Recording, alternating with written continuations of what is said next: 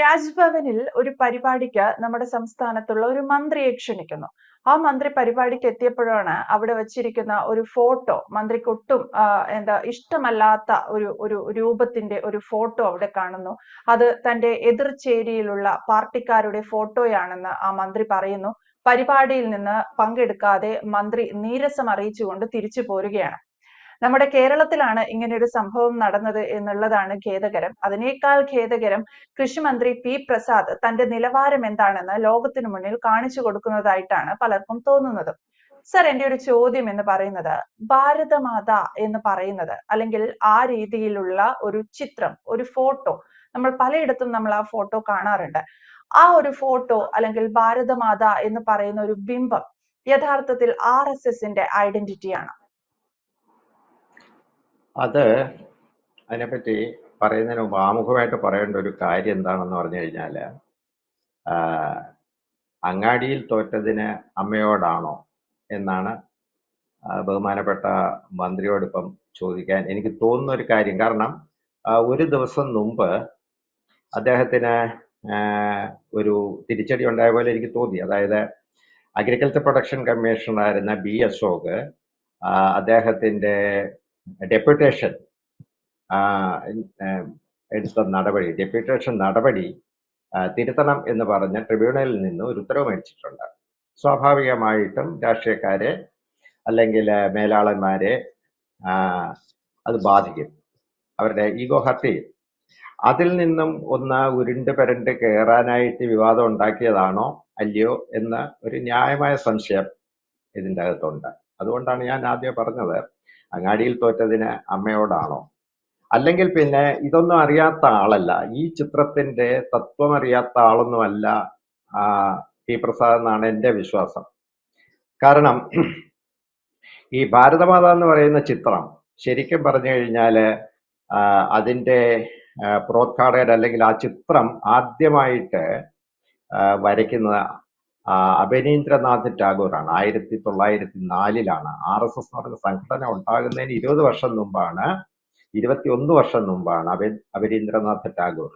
പക്ഷെ അന്നത് വങ്കമാത എന്ന് പറഞ്ഞിട്ടുള്ള ഒരു കൺസെപ്റ്റിലാണ് ആ ചിത്രം വരച്ചത്. അതിൻ്റെ അകത്ത് വങ്കമാതയ്ക്കകത്ത് മഞ്ഞ കളറാണ് അബനീന്ദ്രനാഥ് ഉപയോഗിച്ചത്. പിന്നീട് അതിനൊരു മാറ്റങ്ങളൊക്കെ വരുത്തിയിട്ട്, അതായത് ബിപിൻ ചന്ദ്രപാലും സുഭാഷ് ചന്ദ്രബോസും ഒക്കെ ഈ സങ്കല്പം, അതായത് ഭാരതമാത എന്നുള്ള ഒരു സങ്കല്പം ക്രിയേറ്റ് ചെയ്ത് കൊണ്ടുവന്നു കഴിഞ്ഞപ്പം അതിനൊരു റിവൈസ്ഡ് എഡിഷൻ ഈ ചിത്രത്തിന് തന്നെ ഉണ്ടായി. ആ ചിത്രത്തിന് ആ ഒരു റിവൈസ്ഡ് എഡിഷൻ ഉണ്ടായി കഴിഞ്ഞപ്പോഴാണ് ഭാരതവർഷം എന്ന് പറയുന്നത് ഭാരതം മാത്രമല്ല, ഭാരതം തൊട്ട് വളരെ വിശാലമായിട്ട് ഇങ്ങനെ എക്സ്പാൻഡ് ചെയ്ത് പോകുന്ന ഒരു ചിത്രമാണ്. അതായത് ഭാരതഖണ്ഡത്തിൽ പെടുന്ന രാജ്യങ്ങളെല്ലാം കൂടെ ഉൾപ്പെടുന്ന, ഇപ്പൊ ഇന്നത് പല രാജ്യങ്ങളാണ്, പല അതിർത്തികളുള്ള രാജ്യങ്ങളാണ്. പക്ഷേ ബ്രിട്ടീഷുകാർ ഭരിക്കുന്ന കാലത്ത് ഇതിന്റെ അതിർത്തികളിൽ പലതും ഇന്നത്തെ പോലെ അതിർത്തികളില്ല. മാത്രമല്ല ഇത് വളരെ പുരാണപ്രസ്ഥമായിട്ടുള്ള ഒരു കാര്യമാണ് ഈ ഭാരതവർഷം എന്ന് പറയുന്നത്. അത് വളരെ വിശാല, ജംബുദ്വീപം, ഭാരതവർഷം എന്നൊക്കെ പറയുന്ന ഈ കൺസെപ്റ്റ് അത് ഇന്ത്യയില് വളരെ ചിരപുരാതനമായ പുരാണകാലം തൊട്ട്, പുരാണകാലം എന്ന് പറയാൻ പറ്റില്ല, പുരാണകാലത്തിന് മുമ്പ് തന്നെ ഈ പറയുന്ന കൺസെപ്റ്റ്, അതായത് ഭൂമിയെ മാതാവായിട്ട് സങ്കല്പിച്ചുകൊണ്ടുള്ള ഒരു കൺസെപ്റ്റ് ഉണ്ടായിരുന്നു. അത് ആദ്യമായിട്ട് അഥർവത്തിലെ ഭൂമി സൂക്തത്തിലാണ് നമ്മളത് കാണുന്നത്. ഭൂമി സൂക്തത്തിൽ കാണുന്ന കാര്യം എന്താണെന്ന് പറഞ്ഞു കഴിഞ്ഞാൽ ഇത് ഭൂമി ആണ് നമുക്ക് ജീവിക്കാനുള്ള ബേസ് അല്ലെങ്കിൽ അടിസ്ഥാനം തരുന്നത്. അതിലുള്ള ജലമാണ് പർജന്യൻ, ആണ് സകലതിനെയും വർദ്ധിപ്പിക്കുന്നത്. ഔഷധികൾ നമ്മെ പരിപാലിക്കുന്നു, അതായത് എല്ലാവിധ ഭക്ഷണങ്ങളും, ഔഷധമല്ല ഔഷധികൾ, അത് നമ്മളെ പരിപാലിക്കുന്നു. ആകാശം നമ്മളെ സംരക്ഷിക്കുന്നു. ഇങ്ങനെ ആ ഭൂമി സൂക്തത്തിന്റെ ഒരു തത്വത്തിൽ, അതിന്റെ അടിസ്ഥാനത്തിൽ ഇതിന്റെയൊക്കെ ദേവതയായിട്ട് 3 കാലങ്ങളിലുമുള്ള ദേവതയായിട്ട് ലക്ഷ്മി, ഭദ്രകാളി, പിന്നെ പരമേശ്വരി, ഈ 3 രൂപത്തില് ഉള്ള ദേവതകൾ മൂന്നായിട്ട് റെപ്രസെന്റ് ചെയ്യുന്നുണ്ട്. ഈ പറയുന്ന ഈ ദേവത ഒരു സിംഹത്തിന്റെ പുറത്തിരിക്കുകയും കയ്യിൽ വാളുണ്ട്. വാളെന്ന് പറയുന്ന അജ്ഞാനത്തിനെ ഇല്ലാതാക്കുന്ന വാളാണ് ദേവിയുടെ കയ്യിലിരിക്കുന്നത്. അജ്ഞാനത്തിനെ ഇല്ലാതാക്കി ഭൂമിയുടെ ദേവതയായിട്ട് അവതരിക്കുന്ന ഒരു ചിത്രമാണ് ശരിക്കും പറഞ്ഞു കഴിഞ്ഞാൽ ഈ പറയുന്ന ഭൂമി മാതാവാണ്. ഭൂമി മാതാവായി ഈ ചിത്രത്തിനെ തുടർന്ന് സ്വാതന്ത്ര്യ സമര കാലഘട്ടത്തില് നമ്മളുടെ ദേശീയ നേതാക്കന്മാർ അത് മനസ്സാ സ്വീകരിച്ചു. അങ്ങനെയാണ് സുഭാഷ് ചന്ദ്രബോസ് ഒക്കെ ഭാരത് മാതാ കി ജയ് ഒക്കെ പറയാൻ തുടങ്ങിയത്. ഭാരത് മാതാ കി ജയ് എന്നുള്ള ഒരു സ്ലോഗൻ കൊണ്ടാണ് കോൺഗ്രസ്,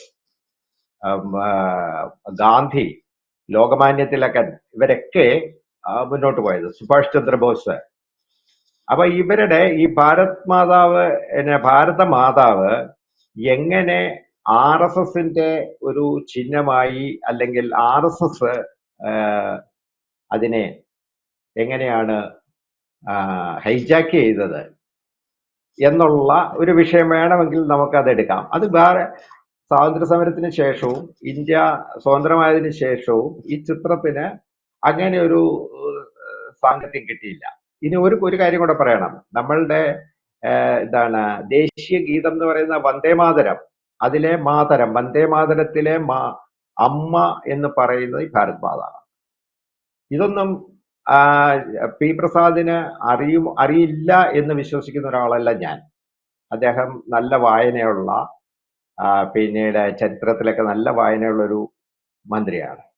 അപ്പോഴാണ് ഈ വിധ ഒരു ഊരാക്കുടുക്കിലോ അല്ലെങ്കിൽ ഒരു ചെറിയ മനോവൈക്ലഭ്യം ഉണ്ടായി കഴിഞ്ഞപ്പം കിട്ടിയ ഇഷ്യൂ അദ്ദേഹം അതിനെ പൊലിപ്പിച്ചു എന്നേ എനിക്ക് തോന്നിയിട്ടുള്ളൂ. അല്ലാതെ അദ്ദേഹത്തിന് എന്തെങ്കിലും ഇതിനോട് താത്വികമായ അടിസ്ഥാനപരമായ ഒരു എതിർപ്പ് ഉണ്ടാകുമോ എന്ന് സംശയമില്ല.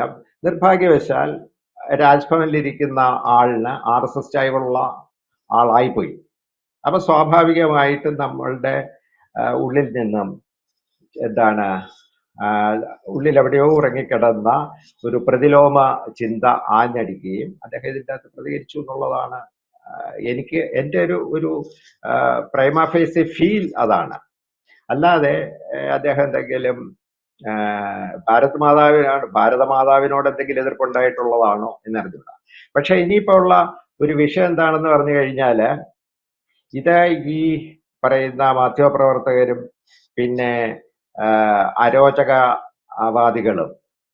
അരാജകവാദികളല്ല അരോചകവാദികളും ഇതിനെ എടുത്തു വെച്ചിട്ട് അലക്കാൻ തുടങ്ങുമ്പോൾ അവര് കണ്ടിട്ടുള്ള ലാസ്റ്റ് ചിത്രം എന്ന് പറയുന്നത് ജവഹർലാൽ നെഹ്റുവിന്റെ ശിശുദിനത്തിന് വേഷം കെട്ടിയ പെൺകുട്ടിയുടെ പടവും കയ്യിലുള്ള ദേശീയ പതാകയും മാത്രമായിരിക്കും. അപ്പം അതിലേക്ക് മാറണം എന്ന് പറഞ്ഞ അരോചകവാദങ്ങൾ കേരളത്തില് ആരംഭിക്കാനുള്ള എല്ലാവിധ സാധ്യതയുണ്ട്. അപ്പം ഇതിൻ്റെ അകത്ത് പറ്റിപ്പോയത് ഇത്രയേ ഉള്ളൂ. ഭാരത് മാതാവിനെ ഐഡന്റിഫൈ ചെയ്യുന്നതിൻ്റെ അകത്ത് ഇദ്ദേഹത്തിന് ഒരു ചെറിയ അന്ധത്വം പെട്ടെന്ന് സംഭവിച്ചു പോയി. അത് മാറും. കാരണം അത് തിരുത്താൻ കഴിവുള്ള ഒരു മാനസിക വിശാലതയുള്ള ഒരാളാണ് പി പ്രസാദ്. അദ്ദേഹം അത് ചെയ്യുമെന്ന് തന്നെയാണ് എൻ്റെ ഒരു വിശ്വാസം. പിന്നെ ഇതിൻ്റെ അകത്ത് ഈ പറഞ്ഞ പരിസ്ഥിതി സന്ദർഭത്തില് ഒരു കാരണവശാലും ഈ പറയുന്ന ഭൂമി സൂക്തം അദ്ദേഹം ഒന്ന് നോക്കിയിരുന്നെങ്കിൽ, അല്ലെങ്കിൽ ആരോടെങ്കിലും ചോദിച്ചിരുന്നെങ്കിൽ, ഈ പരിസ്ഥിതിക്ക്, അതായത് ഏറ്റവും പരിസ്ഥിതിക്ക് പിന്തുണ കൊടുത്തിട്ടുള്ള സാഹിത്യവും ഒക്കെ ഇറങ്ങിയിട്ടുള്ളത് ഇന്ത്യയിലാണ്. അപ്പൊ ഭൂമി സൂക്തം പോലും വേണമെന്നില്ല. മേഘസന്ദേശം, കാളിദാസന്റെ മേഘസന്ദേശം എടുത്താല് അതിലുണ്ട്. അല്ലെങ്കിൽ കാളിദാസ കൃതികളിലെല്ലാം ഇതിലുണ്ട്. ഈവൻ ശാകുന്തളം, അങ്ങനെയുള്ള ഏത് കൃതികൾ എടുത്താലും പരിസ്ഥിതിയോട് നമുക്കുണ്ടാവേണ്ട ഒരു കമ്മിറ്റ്മെന്റ് എന്താണെന്നുള്ളത് വളരെ വ്യക്തമാകുന്നതാണ്. അതിൻ്റെയൊക്കെ ദേവതയായിട്ട് വന്നതാണ് ഭാരതമാതാവ്. അല്ലാതെ ഈ സംഘപരിവാർ ദേവതയല്ല. സംഘപരിവാർ ദേവതയാ, അതിപ്പോ സംഘപരിവാരം വിചാരിക്കുന്നുണ്ടായത് അവരുടെ ദേവതയാണ്, അവർ ക്രിയേറ്റ് ചെയ്ത ദേവതയാണെന്ന്. അങ്ങനെയല്ല. ഇത് എല്ലാവർക്കും കൂടെ ഉള്ള ഒരു ദേവതയാണ്. പിന്നെ ഇതിൻ്റെ അകത്ത് ചരിത്രപരമായ ഒരു ചെറിയ എതിർപ്പ് ഒരു കാലത്തുണ്ടായിട്ടുണ്ട്. അത് നമ്മൾ തള്ളിക്കളയാതിരിക്കാൻ പറ്റത്തില്ല. കോൺഗ്രസ് ഭാരത് മാതാവിനെ മുൻനിർത്തി സ്വാതന്ത്ര്യ സമരം നയിക്കുകയും ഭാരത് മാതാ കി ജയ് പറയുകയും ഭാരത് മാതാവിന്റെ അവനീന്ദ്രനാഥ് ടാഗോർ വരച്ച ചിത്രത്തിനെ എന്താണ് ഉപയോഗിക്കുകയും ചെയ്ത് മുന്നോട്ട് പോയ സമയത്ത് ഒരു വിഭാഗം അതിനെ എതിർത്തു. അന്ന് തന്നെ അതിനെ വർഗീയത എന്ന് ആരോപിച്ചിരുന്നു. പക്ഷെ അന്നത് RSSന്റെ പേരിലല്ല വർഗീയത ആരോപിച്ചത്. അത് പറയുന്നത് അത് ഹിന്ദു ദേവതയാണ് എന്നൊരു ആരോപണം അന്നുണ്ടായിരുന്നു. അതിനോട് എതിർപ്പുള്ളവരുണ്ടായിരുന്നു. അവരാ എതിർപ്പുകളൊക്കെ പ്രകടിപ്പിക്കുകയും ചെയ്തിട്ടുണ്ട്. പക്ഷെ നമ്മുടെ സ്വാതന്ത്ര്യ സമര നേതാക്കന്മാരാരും തന്നെ അതിൽ നിന്നും ഭാരതമാതാവിനെ വിട്ടിട്ട് ഒരു സ്വാതന്ത്ര്യ സമര മുന്നേറ്റം നടത്തിയതായിട്ട് നമുക്ക് ചരിത്രത്തിൽ കാണാനില്ല. വേറെന്തെങ്കിലും ഇതാണ് അതിന്റെ ഒരു മാറി നിന്നുള്ള ചിത്രം. അപ്പൊ നമ്മള് ഈ പറയുന്ന